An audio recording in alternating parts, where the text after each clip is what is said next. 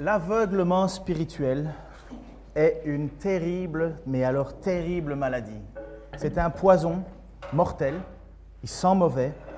C'est comme pour ceux qui, pour eux c'est involontaire, ont la lèpre. Ils sont vivants, mais ils sentent la mort. Sur mon chemin de conversion, ce qui m'a le plus frappé, touché, c'était les paroles de Jésus qui reprenaient les responsables religieux. Et lorsque je lisais ça, et je n'étais pas croyant encore, mais Dieu m'a tiré à lui, j'étais vraiment en joie en lisant les passages où Jésus parlait directement à ces responsables religieux et dénonçait leur hypocrisie. Je jubilais. Lorsque, en Matthieu 23, 27, 33, il dit « Malheur à vous, spécialistes de la loi et pharisiens hypocrites, vous êtes comme ces tombeaux crépis de blanc qui sont beaux au dehors, mais à l'intérieur, il n'y a qu'ossements, cadavres et pourriture. Vous êtes de même. À l'extérieur, vous avez l'air juste aux yeux des hommes, mais à l'intérieur, il n'y a que de l'hypocrisie et désobéissance à Dieu. Malheur à vous, spécialistes de la loi et pharisiens hypocrites. Vous édifiez de somptueux tombeaux aux prophètes, vous couvrez d'ornements ceux des justes. Vous dites, si nous avions vécu du temps de nos ancêtres, nous ne serions pas associés à eux pour tuer les prophètes. En disant cela, vous attestez vous-même que vous êtes bien les descendants de ceux qui ont fait périr les prophètes. Eh bien, ce que vos pères ont commencé, portez-le à son comble.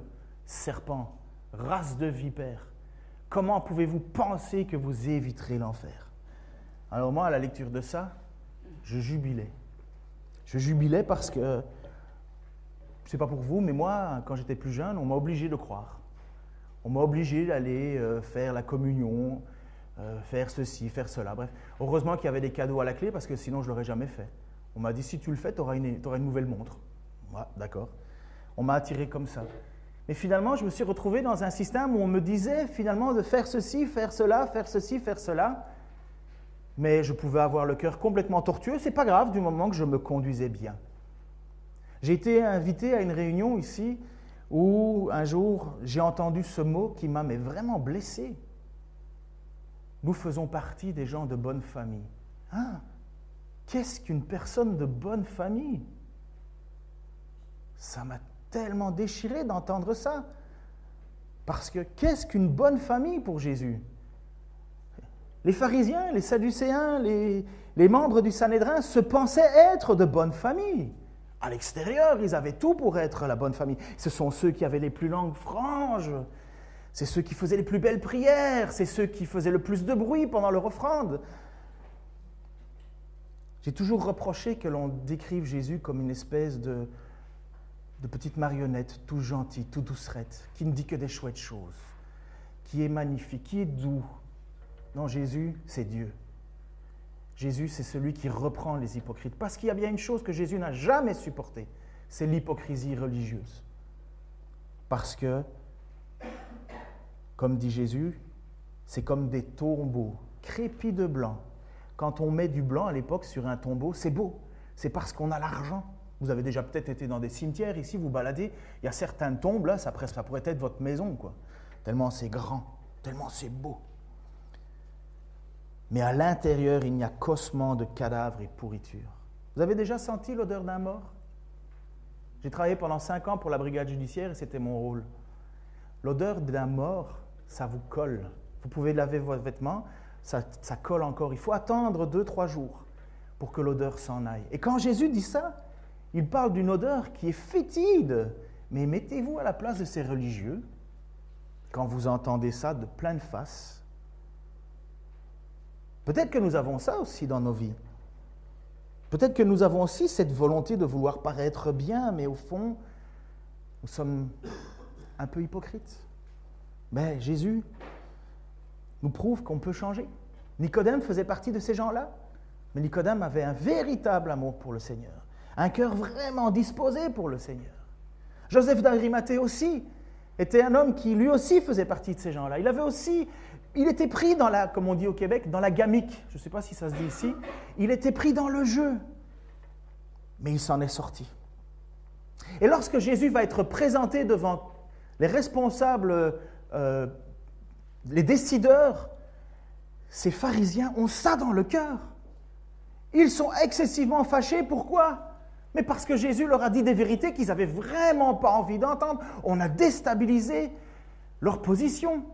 Jésus, qui connaît le cœur, puisqu'il est Dieu, leur dit qui ils sont réellement. Peut-être que ce matin, Dieu me parle aussi à moi. Et j'espère qu'il le fait. Et j'espère que chaque dimanche, je peux être confronté à me demander, mais qui je suis vraiment devant toi, Seigneur? Et Jésus est là. On est dans notre évangile de Jean. Et Jésus, là, il est arrêté par ces personnes qui sont blessées. Mais pas blessées de la bonne façon, ils sont blessés dans leur orgueil. Ceux qui entraînent amertume, ceux qui entraînent fausseté, ceux qui entraînent mauvaise façon de penser et d'agir. Jésus a été arrêté, il est déjà passé devant Caïphe. Caïphe qui est un des grands prêtres, il l'était autrefois, mais il ne l'est plus. Et puis il y a un autre grand prêtre qui s'appelle Anne. Et il est déjà passé devant ces deux personnes-là. Mais les responsables religieux ne peuvent pas faire mourir Jésus. Ils n'ont pas le droit. Et ils le présentent alors aux responsables politiques de Jérusalem. Ponce Pilate. Ponce Pilate, qui est, parfois on le confond entre gouverneur ou proconsul, mais c'est lui le responsable politique de Jérusalem à ce moment-là. C'est lui qui, au nom de Rome, a le pouvoir de vie ou de mort. C'est lui qui doit décider. Les responsables religieux ne peuvent pas le faire. Et il va y avoir un jeu incroyable de politique, un jeu de dupes, un jeu d'administration. Où Pilate, c'est un homme excessivement sanguinaire. On ne le connaît pas bien dans l'Écriture, mais lorsqu'on lit son histoire à travers l'histoire de Rome, nous voyons que c'est un homme terriblement mauvais, barbare, cruel, fourbe. Il aime jouer et il n'aime pas les responsables religieux. Il ne les aime pas. Il ne les aime pas. Mais il est obligé parce que la loi romaine fait qu'il faut vivre avec. Il faut que les gens puissent continuer à vivre leur croyance et l'Empire romain ne le condamne pas, le permet, mais en même temps, ils doivent soumission à Rome. En tout cas, pendant cette période-là. Et ils viennent présenter Jésus à Pilate. Ils sont là, ils viennent le présenter dans la maison. Et à un certain moment, lorsqu'ils viennent pour faire mourir Jésus, puisque c'est le but, ils le présentent et ils ne le rendent pas dans la maison de Pilate. Il dit non, on ne veut pas se rendre impur. On ne veut pas se rendre impur. Nous ne rentrons pas dans ta maison. Parce que dans la loi que les Juifs avaient à cette époque-là, il était dit qu'on ne pouvait pas rentrer dans la maison d'un païen. Ou en tout cas, il se l'était décrété. C'est pas grave en soi. Pierre a eu le même problème. Pierre a eu le même cas de conscience. Regardez, à un certain moment, Pierre doit aller voir une personne qui s'appelle Corneille, qui est justement un responsable militaire romain. Il dit, savez-vous que la loi interdit à un juif de fréquenter un étranger ou d'entrer chez lui? Mais voilà la différence avec Pierre, le cœur changé. Mais Dieu m'a fait comprendre qu'il ne faut considérer aucun être humain comme souillé ou impur. Est-ce que Dieu aurait changé sa loi? Est-ce que Dieu aurait changé sa parole entre l'avant et l'après Jésus? C'est qu'il y a un problème alors avec ces responsables religieux, puisque Dieu a fait comprendre. Il y a un problème. Mais les responsables religieux, à ce niveau-là, extérieurement, ils sont parfaits. Ils sont propres sur eux. Et Jésus les a aussi repris là-dessus, en disant, Matthieu 23, 25, 26, « Malheur à vous, spécialistes de la loi, pharisiens hypocrites! Vous nettoyez soigneusement l'extérieur de vos coupes et de vos assiettes, mais vous les remplissez d'un produit de vos vols et de ce que vos désirs incontrôlés convoitent. Pharisiens aveugles, commence donc par purifier l'intérieur de la coupe et de l'assiette. Alors, l'extérieur lui-même sera pur. » Et là, ils sont là, les pharisiens, ils ne veulent pas rentrer dans la maison de Pilate parce qu'ils disent non, on ne peut pas le faire, sinon on ne pourra pas manger le repas de la Pâque. Ou peut-être certainement, c'était la fête des pains sans levain qui suit directement la Pâque, parce que Jésus a pris le repas de la Pâque.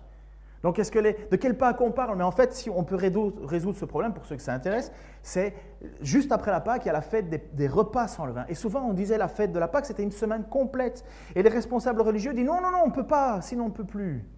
On ne sera pas assez pur devant Dieu pour manger le repas de la Pâque, qui est finalement la délivrance du péché. Ah, ils ont l'air bien obéissants. Je suis désolé, peut-être que je vais parler pendant ce moment-là avec un petit peu plus de passion, mais je vous assure que l'hypocrisie religieuse, ça pue. Et si nous ne le croyons pas, et si nous ne le prenons pas au sérieux, nous ne prenons pas les paroles de Jésus au sérieux, qui dit que ça pue. Et on voit dans cette situation tout ce qui est condamnable dans ces responsables, parce qu'ils vont faire un jeu politique terrible. Pilate va jouer de ce jeu. Ils viennent voir Jésus, Pilate justement, en lui disant « Il faut que tu l'arrêtes ». Et Pilate lui dit « Mais qu'est-ce que vous me voulez ?» Quand Pilate dit « Qu'est-ce que vous me voulez ?» il sait très bien. Pilate a ordonné qu'une cohorte militaire aille chercher Jésus. Donc ils savent très bien ce que c'est. Mais Pilate joue un jeu. Pilate joue un jeu parce qu'il veut montrer sa présence, sa puissance lui aussi. Il y a d'un côté l'homme livré à lui-même, qui est Pilate, sans Dieu. Et alors de l'autre côté, il y a les responsables religieux hypocrites qui pensent avoir Dieu pour eux, mais dont Jésus leur déclare clairement, vous allez en enfer. Vous allez en enfer. Pilate aussi. Et au milieu, Jésus-Christ. Et ça vaut la peine de réfléchir. Nous pouvons le faire avec le recul. Nous comprenons cette situation. Nous voyons ce qui est en train de se passer. Et il y a un combat entre des religieux et un homme politique. Quoi de neuf? Quoi de neuf aujourd'hui avec nos politiques qui s'en mêlent les pinceaux, ils ne savent plus quoi inventer pour essayer de gérer la foi des gens. Et nous, on est au milieu et on sait qui est la vérité. On sait qui est le Seigneur. Et on regarde toutes ces décisions se prendre. Et c'est un petit peu ce qui se passe dans ce texte-là. C'est un petit peu ce qui se passe dans cette situation-là. Pilate, représentant de l'autorité, et les religieux qui sont là. Et qui, dans les deux cas, vont droit vers l'enfer. Les responsables religieux sont très soucieux de cette loi qu'ils ont faite. Ah, ils la respectent. D'extérieur, comme dit Jésus, d'extérieur. Et il leur dit à un certain moment, nous n'avons pas le droit de mettre quelqu'un à mort. Ah non, ils n'ont pas le droit de mettre quelqu'un à mort. Mais qu'est-ce qu'ils veulent le voir mourir? N'est-ce pas? Nous n'avons pas le droit de mettre quelqu'un à mort, mais il veut qu'il meure. De l'hypocrisie. Sauf qu'il voudrait bien que ça tombe sur la tête de quelqu'un d'autre. Vous avez déjà vécu des situations comme ça? Où finalement vous adorez tout ce que vous voulez, vous faites tout ce que vous pouvez pour qu'une situation arrive, mais pour que vous soyez derrière, vous envoyez un email avec plein de gens qui vont lire votre texte, comme ça vous avez envoyé soi-disant un texte pour que ça se lise là seul ou une lettre, mais finalement vous faites une lettre ouverte afin que tout le monde le sache. Vous n'avez jamais vécu des situations comme ça? Ou bien quand quelqu'un vous reprend, il reprend devant tout le monde, non pas pour créer la vérité, mais pour vous abaisser, pour vous faire du mal. Vous avez peut-être vécu des situations comme ça. On veut respecter la loi, mais en réalité, en fait, on ne la respecte pas. Eh bien, ça, c'est la situation dans laquelle Jésus se trouve, au milieu. Dans cette guerre de pouvoir. Dans cette guerre de pouvoir, il y a une petite phrase qui est magnifique. Jean 18, 32. Montre que rien n'échappe à Dieu. La parole par laquelle Jésus avait annoncé quelle mort il allait subir devait ainsi s'accomplir. Les responsables religieux veulent que Jésus soit meure, mais ils n'ont pas le droit. Mais si les Juifs l'avaient fait à l'époque, quelle était la mort que Jésus encourait? La lapidation. Parce qu'il s'était fait l'égal de Dieu, parce qu'il avait blasphémé contre le temple, et normalement il aurait dû être lapidé. Mais en le présentant à Pilate, quelle était la crucifixion? Voilà, je l'ai dit. Quel était le moyen de mort que les Romains faisaient? La crucifixion. Quelques mois avant, il y en a eu 800 qui avaient été crucifiés. Rien de nouveau, ce n'est pas tout seul. Jésus n'est pas le seul à avoir été crucifié. Il fait partie d'un grand lot, mais Jésus avait prévu, bien avant, que c'était de cette manière-là qu'il allait mourir. Il l'a dit en Jean chapitre 3, 14, 15 et Jean 12, 32, 33. Dans le désert, ça c'est la discussion justement avec Nicodème, ce responsable religieux qui cherche à savoir comment avoir la vie éternelle. Et là, Jésus lui cite un passage qui s'est passé dans l'Ancien Testament. Dans le désert, Moïse a élevé un poteau sur le serpent de bronze. De la même manière, le Fils de l'homme doit lui aussi être élevé pour que tous ceux qui placent leur confiance en lui aient la vie éternelle. La lapidation, on était couché par terre, assis, parfois on nous enterre, on laissait juste la tête sortir pour que les cailloux visent bien la tête. Mais élevé, c'était véritablement l'idée de mettre en hauteur. Et moi, quand j'aurais été élevé au-dessus de la terre, j'attirerai tous les hommes à moi. Par cette expression, il faisait allusion à la manière dont il allait mourir. Il fallait, et c'était prévu de toute éternité, que Jésus allait être condamné par les Romains. Vous voyez comme quoi Dieu ne perd jamais la situation de ses mains. C'est pour ça qu'on le prie, c'est pour ça qu'on continue à espérer en lui, parce que Jésus est toujours au contrôle des choses, même quand les gens sont mauvais. Même quand les gens sont mauvais, Jésus ne perd pas le contrôle. Au contraire, c'est comme ça que va s'appliquer la parole. Si c'était les Juifs religieux qui l'avaient mis à mort, il aurait été lapidé et cette parole n'aurait pas été accomplie. Mais c'est un responsable romain qui a fait en sorte qu'il soit crucifié. Peut-être ça veut vous passer un petit peu à côté, mais moi ça me touche. Ça me touche de voir que dans la tristesse, ça me touche de voir que dans les choses mauvaises, dans les plans que les hommes font, Dieu arrive encore à faire en sorte que sa parole s'accomplisse. Et c'est ce Dieu-là que nous louons ce matin, c'est ce Dieu-là que l'on prie, c'est devant ce Dieu-là que l'on vient présenter notre vie, c'est devant ce Dieu-là qu'on plie le genou. Jésus est là et il intrigue quand même Pilate, parce que c'est intriguant quand même Jésus. Pilate a déjà entendu toutes ces choses qui se sont passées au sujet de Saint Nazaréen, au sujet de cet homme qui fait des miracles, qui accomplit des choses extraordinaires, qui soulève la foule quelque part. Mais Pilate a une seule inquiétude. Pour Pilate, c'est qu'il ne veut pas avoir quelqu'un qui fait un soulèvement politique. Parce que Pilate, son rôle de proconsul, de procureur, c'est de faire en sorte, de gouverneur, de faire en sorte que tout est calme. La Pax Romana, vous avez déjà entendu parler de ça. La Pax Romana. Il faut que ça soit calme. Et Pilate, son souci, c'est ça. Il faut que ça soit calme. Quelques jours avant, ce n'était pas très calme. Quand Jésus est rentré justement dans Jérusalem, on l'a accueilli avec des Hosanna, Hosanna. Il est rentré dans Jérusalem comme les textes sont dit, assis sur le petit d'une ânesse. Il est rentré, il a été accueilli. Vous croyez bien que ça ne passe pas inaperçu. Pilate est au courant de tout cela. Mais Pilate se pose la question, est-ce que j'ai à craindre quelque chose pour le royaume, enfin pour l'ordre établi? Et il va poser cette question à Jésus en disant, es-tu roi des Juifs? Rien que ça, c'est de l'ironie. C'est ce qu'on appelle l'ironie johannique. Es-tu roi des Juifs? Es-tu roi des Juifs? Jésus lui répondit, mon royaume n'est pas de ce monde.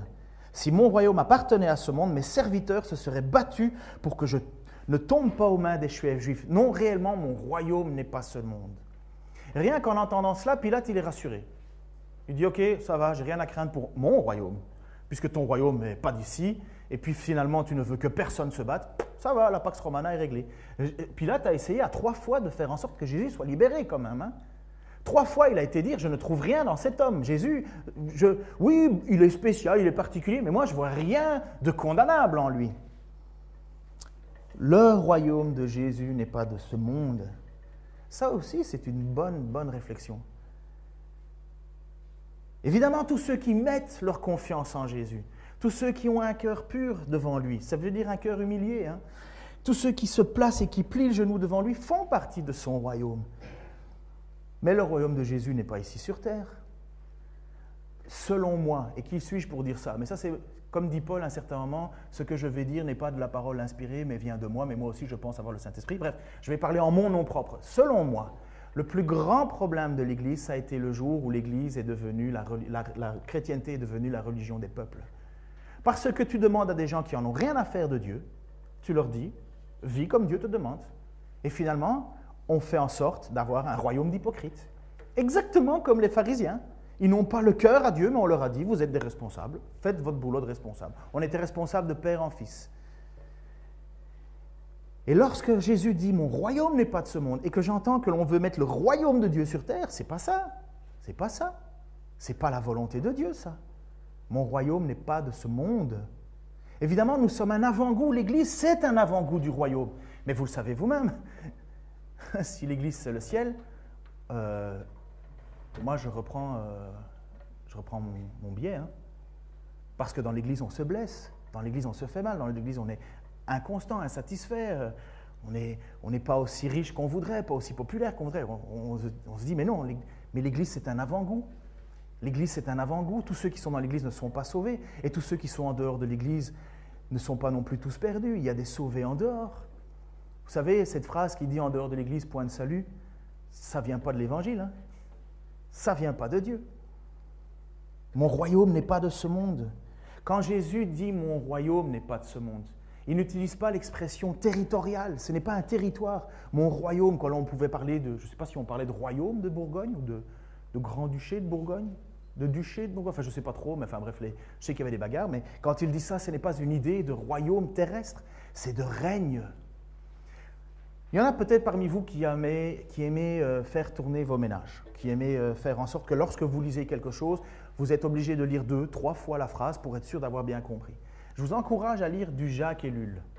Jacques Ellul était un philosophe chrétien, justement, qui parlait de cela et qui mettait toute l'emphase sur ce côté-là de Jésus. Que finalement, le royaume de Dieu, il est subversif. Ce n'est pas parce qu'on établit ou qu'on décrète qu'un pays est chrétien qu'il est chrétien. Mais si dans un pays, tout le monde était chrétien, ce serait magnifique. Et donc, je vous encourage à lire ça, du Jacques Ellul, ça peut être bien.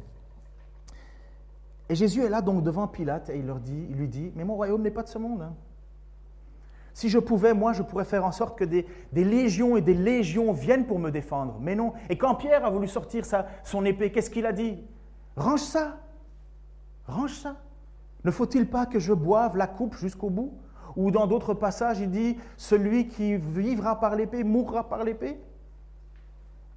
Non, son royaume n'est pas de ce monde. Dans son royaume, il n'y a pas de corruption, il n'y a pas de vol, il n'y a pas de mort. Il n'y a que des personnes qui vivent dans la grâce de Dieu. Pilate ne comprend pas. Ok, il est là, il ne comprend pas trop, mais au moins il dit quelque chose. Je ne vois rien de condamnable. Mais il dit donc, tu es donc roi. Tu es donc roi. Et la réponse de Jésus, c'est une invitation quelque part à Pilate. Et c'est une invitation pour toi encore. Et un renouvellement pour moi aussi. Es-tu donc roi, reprit Pilate? Tu le dis toi-même, je suis roi. Si je suis né et si je suis venu dans ce monde, c'est pour rendre témoignage à la vérité. Celui qui appartient à la vérité, écoute ce que je dis. Voilà le royaume de Dieu. Nous ne pouvons pas séparer royaume et vérité. Qui est Jésus? Qui est Jésus? Il est celui qui dit la vérité. Il est celui qui annonce la vérité. Il est celui qui rend témoignage à la vérité. Mais quelle vérité? Dieu a créé le monde, les hommes l'ont rejeté, Dieu a appelé des serviteurs à crier au monde, revenez à moi, ils ne l'ont pas écouté. Dieu a envoyé son Fils sur la terre pour racheter ceux qui croiront en lui, et parce qu'ils croiront en lui, ils seront sauvés, tout le reste sera perdu. Voilà la vérité. Jésus va dire, je suis le chemin. Quand Jésus dit qu'il est la vérité, et lorsqu'il dit que son royaume, c'est la vérité, c'est simplement tous ceux qui croient en lui, qui disent ce qu'il dit, il est vrai, c'est vrai, c'est vrai. Il est le Fils de Dieu, il est le Messie, il est celui qu'on attendait, il est celui qui dit la vérité. Il y avait une dame, vous vous souvenez, cette dame, cette Samaritaine, on en parle souvent, hein, de la Samaritaine, une mauvaise vie, 5 hommes, 5 maris apparemment, 4, et alors celui avec qui elle est n'est pas son mari, ce qui était un scandale, hein, en plus à l'époque. En plus, les Samaritains, ils sont vraiment pas bien vus par les Juifs, mais alors pas du tout. Je vous ai expliqué qu'à l'époque, quand quelqu'un disait le nom Samaritain, il crachait par terre parce qu'il pensait que sa bouche était souillée d'avoir dit le mot Samaritain. Bref, et il y avait cette discussion alors, autour d'un puits. Et la Samaritaine a cette discussion avec Jésus qui fait certaines révélations. Et à un certain moment, en Jean chapitre 4, versets 20 à 26, « Dis-moi qui a raison ?» Elle se pose cette question, cette Samaritaine. « Nos ancêtres ont adoré Dieu sur cette montagne-ci. » Parce que les Samaritains avaient une religion qui faisait qu'ils pensaient qu'il fallait adorer Dieu là et non pas le Dieu au temple. Sur cette montagne-ci, vous autres, vous affirmez que l'endroit où l'on doit adorer, c'est Jérusalem. Et Jésus lui répond, « Crois-moi, lui dit Jésus, l'heure vient où il ne sera plus question de cette montagne, ni de Jérusalem pour adorer le Père. Voilà ce qu'il dit alors à la Samaritaine, vous adorez ce que vous ne connaissez pas. Ça peut arriver, hein. C'est pour ça qu'on vous encourage à faire des études bibliques, peut-être que vous adorez ce que vous ne connaissez pas. Vous adorez ce que vous ne connaissez pas. Nous adorons ce que nous connaissons, car le salut vient des Juifs. Mais bien sûr, le salut vient des Juifs. Ça a toujours été le projet de Dieu que le salut vient des Juifs. Jésus est juif. Mais l'heure vient, et elle est déjà là, puisque Jésus est là, où les vrais adorateurs adoreront le Père en esprit et en vérité. Car le Père recherche des hommes qui l'adorent ainsi. Dieu est esprit, et il faut que ceux qui l'adorent par l'esprit et en vérité. Et la femme lui dit, je sais qu'un jour le Messie doit venir, celui qu'on appelle le Christ, et quand il sera venu, il nous expliquera tout. Je suis le Messie, moi qui te parle, lui dit Jésus. Le royaume de Jésus, c'est la vérité. Cette dame samaritaine, elle a dit, je sais qu'un jour, le Messie va venir, et il va nous dire, il va nous expliquer, il va nous parler. Et Jésus dit, c'est moi. Quand il sera venu, il nous expliquera tout, la vérité.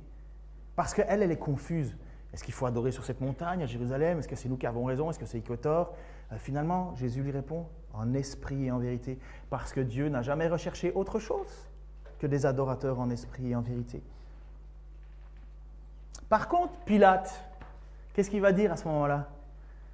Parce que ça a changé la vie de la Samaritaine. Je ne sais pas si vous êtes au courant, mais grâce à elle, toute la ville a entendu parler de Jésus. Elle a fait de la publicité partout. Ça a été une évangélisatrice de premier ordre. Elle est allée voir tout le monde. Elle a dit, venez, venez. Il m'a dit tout ce que Dieu a fait. Il m'a dit, expliquez, c'est un prophète. Venez, venez, venez. Elle a été une source, non seulement, Jésus a été une source de bénédiction pour sa vie, mais il a été une source de bénédiction pour tout son village, pour tous les siens. Elle a ameuté en disant, je connais celui qui a la vérité, qui est la vérité. Le Messie. Et par contre, Pilate, dans une phrase pleine de cynisme et de froideur, un truc très bien qu'on connaît tous les jours, hein, finalement, où les gens pensent dire des phrases super intéressantes, mais qui sont vides à mourir. Qu'est-ce que la vérité? Lui répondit Pilate. Qu'est-ce que la vérité? Ça a l'air bien, hein, mais c'est vide.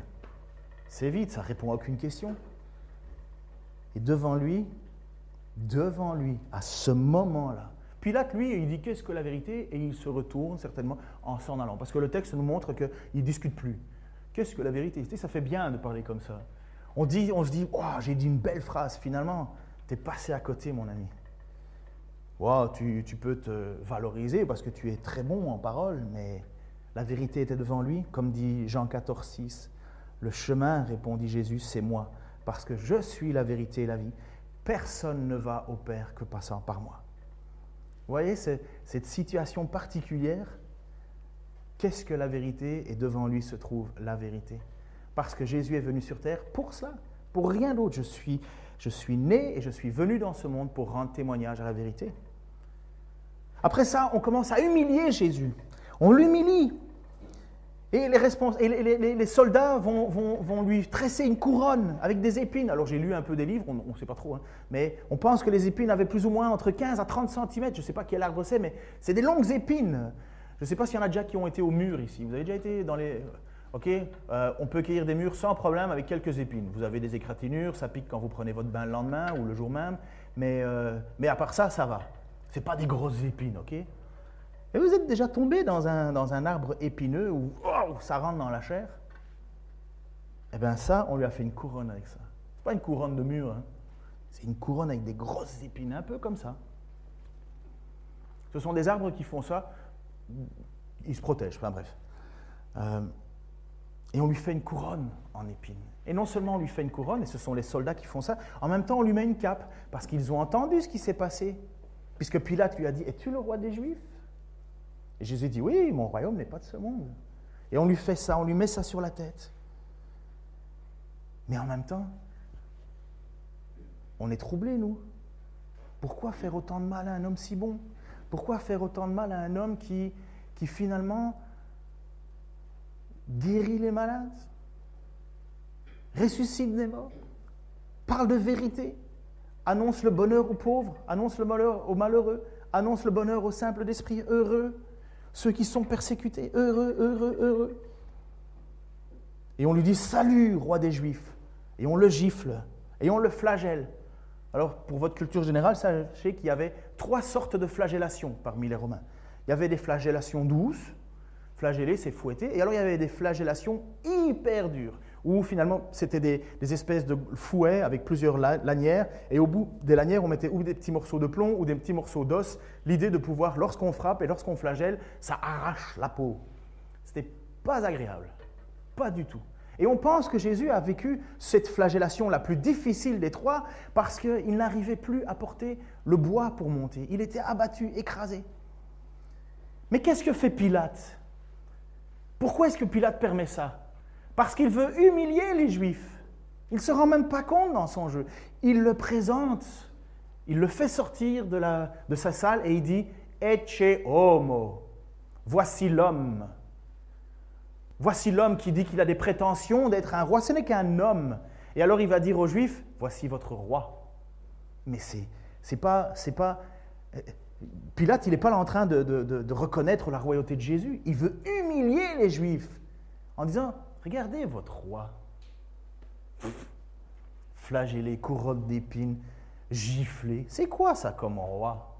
Ça, c'est le côté mauvais de Pilate. Et c'est en même temps toute l'ironie de la situation. Parce que c'est bien le roi des Juifs. C'est bien lui. C'est bien lui, Dieu venu parmi les hommes, qui a voulu qu'il meure de cette manière-là, qui a prié certainement, « Oh Père, éloigne de moi cette coupe amère, non pas ma volonté, mais ta volonté. » Parce que la volonté de Dieu, c'est ça. C'est de présenter ce roi-là. Ce roi. Ça doit nous faire réfléchir, ça doit me faire réfléchir à comment est-ce que je conçois Dieu. Il y en a qui vivent dans l'Ancien Testament encore, qui veulent des règles, des lois, des ci, des ça. Et quand Dieu se présente, son peuple ne le reconnaît pas, ne le voit pas. Au contraire, on est bien content que le Ecce homo soit flagellé. Mais c'est Dieu. C'est Dieu. Waouh! Ésaïe 53, 700 ans avant que ça arrive, l'avait déjà prédit. Nous étions tous errants, pareils à des brebis. Chacun de nous allait par son propre chemin. L'Éternel a fait retomber sur lui les fautes de nous tous. On l'a frappé, il s'est humilié. Il n'a pas dit un mot, semblable à un agneau mené à l'abattoir, tout comme la brebis muette devant ceux qui l'attendent. Il n'a pas dit un mot. Et si vous regardez le procès de Jésus, Jésus n'a pas parlé beaucoup. Il a été arraché à la vie par la contrainte suite à un jugement. Et qui parmi les gens de sa génération s'est soucié de son sort lorsqu'on l'a retranché du pays des vivants? Il a été frappé à mort à cause des péchés que mon peuple a commis. La parole se réalise. La parole se réalise. On le présente comme roi des Juifs en n'y croyant pas, et il est véritablement le roi des Juifs. On ne se rend même pas compte qu'il est en train de réaliser la prophétie d'Ésaïe 53. Suite à un jugement, on l'a retranché. On l'a jugé de quoi? On l'a jugé parce qu'il s'était fait appeler fils de Dieu. Et les pharisiens ont arraché leurs vêtements en disant « Scandale !» Toute ta vie, tu aurais dû attendre ça. Toute ta vie, tu aurais dû savoir que j'allais venir. Et lorsque je suis venu, et j'ai eu beau faire les signes, et j'ai eu beau te montrer, tu n'étais pas là. Pourquoi? Parce que Jésus leur a dit, vous avez comme père le diable. Vous comprenez un petit peu leur volonté de mettre Jésus à mort. Hein? Mais ils veulent respecter la loi, ils ne peuvent pas le faire. Alors, de nouveau, Pilate ressort. De nouveau, Pilate se retrouve devant le peuple et il leur dit, je ne vois rien qui puisse le condamner. Et quelque part, le fait de l'avoir flagellé, fouetté et compagnie, c'est bon, il est humilié, c'est bon, ça suffit. Laissez-le tranquille finalement. Laissez-le tranquille. C'était certainement ça la volonté de Pilate. C'est bon là. Et quand on le présente alors, il se met à crier « À mort ! À mort !» Jean 19, 15, 16. « À mort, crucifie-le ! C'est votre roi. Est-ce que je dois crucifier votre roi ?» Répondit Pilate. Les chefs des prêtres répliquèrent « Nous n'avons pas d'autre roi que César. » Alors Pilate leur livra pour qu'il soit crucifié. Oh. Nous n'avons pas d'autre roi que César. Et voilà, ils ont été au plus loin qu'ils pouvaient, ces responsables religieux. Ils ont été dans leur fourberie jusqu'à aller dire qu'ils n'avaient pas d'autre roi que César. Waouh, c'est quand même fort, hein? Tout ça pour le mettre à mort, tout ça pour le crucifier. Regardez jusqu'où l'hypocrisie les a amenés. Ils ont crucifié leur roi. Ils n'ont pas reconnu leur roi. Ce sont comme des responsables, ce sont comme dans une entreprise où finalement les employés sont là et à un certain moment, ils veulent mettre à mort le patron. À mort. Ils ne se rendent même pas compte que certainement ce patron est en train de tout faire pour les sauver. Et eux, ils ne veulent pas perdre leurs principes. Tant que de l'extérieur, on voit que tout est beau, ça va.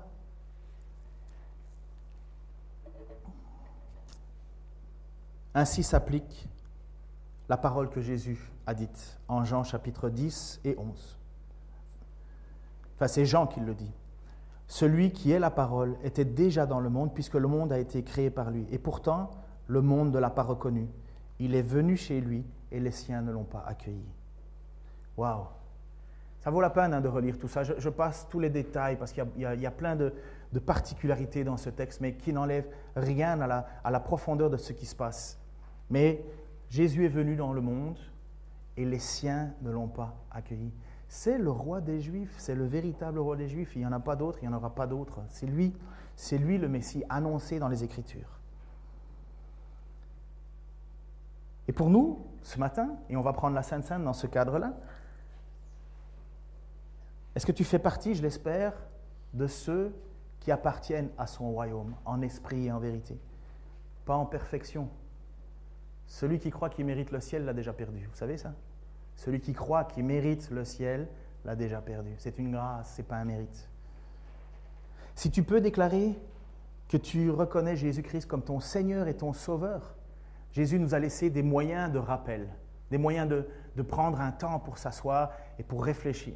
Nous avons la prière qui donne un accès à Dieu. Nous avons la communion fraternelle les uns les autres. Tiens, tu crois en Jésus? Oui, je crois en Jésus, super, allons louer Jésus. C'est un rappel, tiens, je ne suis pas tout seul, il y en a d'autres. La communion fraternelle, c'est ça. La Sainte Seine est un moyen de nous rappeler cette grâce, de nous rappeler ce que Jésus a fait. La louange est un moyen. Le baptême est un moyen. Dieu nous a laissé des moyens de nous souvenir de lui. L'Église sur terre est le moyen de se souvenir. Nous sommes des ambassadeurs. Et si tu peux déclarer que Jésus est ton Seigneur et ton Sauveur, ce n'est pas parce que tu es meilleur qu'un autre, ce n'est pas parce que je suis meilleur qu'un autre. Vous êtes tous honnêtes avec vous, j'espère. Vous savez bien que la grâce, vous ne la méritez pas. J'espère. J'espère que vous ne vous sentez pas meilleur que votre voisin. J'espère que vous ne vous sentez pas meilleur que votre voisin de palier. J'espère que vous ne vous sentez pas meilleur que vos voisins autour de vous. J'espère que la seule chose que vous dites dans votre cœur, c'est « Seigneur, merci de m'avoir fait grâce, parce que j'étais comme eux, mais tu m'as transformé. Merci. » Certains, le texte dit bien, en Jean chapitre 1, verset 12, « Certains pourtant l'ont accueilli. Ils ont cru en lui. Et à tout cela, il accordait le privilège de devenir enfant de Dieu. » C'est un privilège. Ce n'est pas d'une naissance naturelle, ni sous l'impulsion d'un désir, ou encore par la volonté d'un homme qu'ils le sont devenus.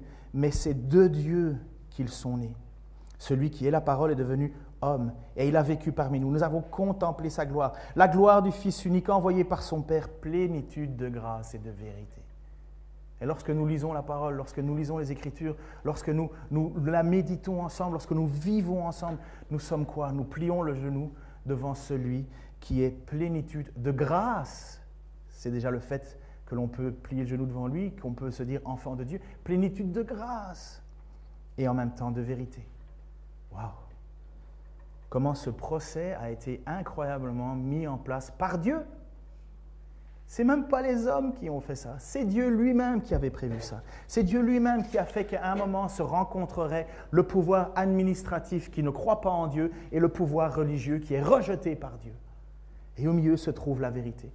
Et nous allons prendre la Sainte Seine, on peut peut-être la passer déjà maintenant, si tu veux bien. Je peux te demander, j'allais demander plutôt à ton épouse. Vas-y, ça va faire du. Si tu peux partager aussi pain et vin, et on va chanter un morceau de musique ensemble. Mais nous rappeler ceci, ce n'est pas la Sainte Seine qui va nous sauver, ce n'est pas le fait de prendre la Sainte qui nous sauve. Ce qui nous sauve, c'est de nous reconnaître comme étant besoin de Jésus-Christ. Ah oui, un petit rappel, au milieu, c'est le vin et à l'extérieur, c'est le jus de raisin. Donc il y a alcoolisé, non alcoolisé. Il faut goûter. Je ne sais plus. Qu'est-ce qu'elle m'a dit, Bernadette? À l'extérieur, c'est sans alcool pour ceux qui ne veulent pas avec alcool. À l'intérieur, c'est avec alcool. Par contre, je ne sais pas si c'est du Bourgogne ou du Bordeaux. Je n'en sais strictement rien. Ça ne change rien. Seigneur, je veux te remercier pour ma propre vie, Seigneur. Lorsque j'ai lu, quand j'étais jeune, ces passages avec ces responsables religieux hypocrites, Seigneur, j'étais tellement joyeux que tu les reprennes. Mais Seigneur, je ne voyais même pas mon propre état de mon propre cœur. Je me pensais, Seigneur, meilleur qu'eux. Seigneur, je ne regardais même pas à toi, je regardais à être plus que eux. Seigneur, mais lorsqu'on pose ses regards sur toi, lorsqu'on voit ce que tu as fait, ce que tu as accompli, Seigneur, on ne peut que se rendre compte qu'on est pareil à eux. Nos désirs, Seigneur, n'étaient pas toi. Notre volonté n'était pas toi. Mais dans ta grâce, tu t'es approché de nous. Et Seigneur, comme l'a prié encore Patrice là tout à l'heure, Seigneur, nous ne pouvons que célébrer ta grandeur, ton amour pour nous, pour chacun d'entre nous. Seigneur, je te prie pour ceux qui, ce matin, ne te connaissent pas, ou ceux qui, par l'intermédiaire d'Internet, Seigneur, entendront ce message, ils ne te connaissent pas. Mais Seigneur, s'ils désirent la vérité, ils la trouveront dans tes paroles, dans ta vie, dans qui tu es. Seigneur, je te remercie parce que tu as subi des souffrances atroces. Seigneur, toi qui n'as commis aucune faute, toi qui n'as commis aucun péché, tu as été péché pour moi, pour eux. Seigneur, merci parce que c'est juste par la grâce et c'est par la foi que je peux le saisir. Seigneur, toi, tu connais véritablement l'état de mon cœur. Toi, Seigneur, tu sais si je suis un hypocrite. Seigneur, si je le suis, abaisse-moi, afin que toi, tu puisses être élevé dans ma vie. Seigneur, et nous savons que tu fais grâce. Tu ne veux pas nous écraser, Seigneur. Tu veux nous relever. Tu veux nous élever à la dignité de laquelle toi, tu nous as placés, Fils de Dieu. Seigneur, nous allons prendre ce repas en mémoire de ce que tu as fait pour nous. Cette grâce imméritée. Seigneur, merci. Merci pour chacun d'entre nous, ici assis dans cette salle, Seigneur. Merci parce que tu renouvelles encore, Seigneur, ta grâce. Je te prie pour mes frères et sœurs, Seigneur, qui ont des temps de difficulté ici. Seigneur, qui ne savent pas trop ce que demain va être fait. Seigneur, merci parce que tu les écoutes. Seigneur, je te prie pour tous ceux qui se sentent mal dans leur peau parce qu'ils se battent contre le péché. Seigneur, donne-leur la force d'abandonner et de revenir à toi. Parce que c'est ce que tu veux. Seigneur, donne de la persévérance à ceux qui luttent contre le péché et arrivent à ne pas céder. Parce que c'est ce que tu veux. Seigneur, merci parce que de toute façon, à tes yeux, nous sommes au bénéfice de ta grâce et de ta vérité. Et nous ne pouvons rien dire que merci Seigneur. Et nous allons prendre ce pain et ce vin en mémoire de ce que tu as fait en te disant merci Seigneur. Dans le nom de Jésus-Christ. Amen.